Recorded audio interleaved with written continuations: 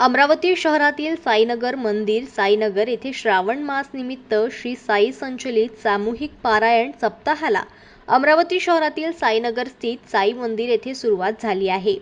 Shri Saibaba trust व श्रावण मास साई संचलित अखंड पारायण समिती साईनगर अमरावती यांच्या वतीने हे आयोजन करण्यात आले आहे।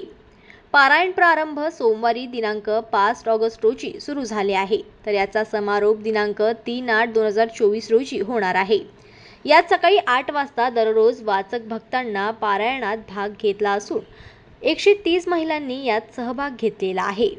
रोज सकाळी या पारायणाला सुरुवात होते। हे पारायण सकाळी सुरू तर 12 वाजेपर्यंत या पारायणाचे टाइम ठेवण्यात आले। आज ती नंतर रोज पारायण समाप्त होते। शहरातून साई मंदिर हे प्रसिद्ध असून दर गुरुवारी येथे महाप्रसादाचेही आयोजन करण्यात येते।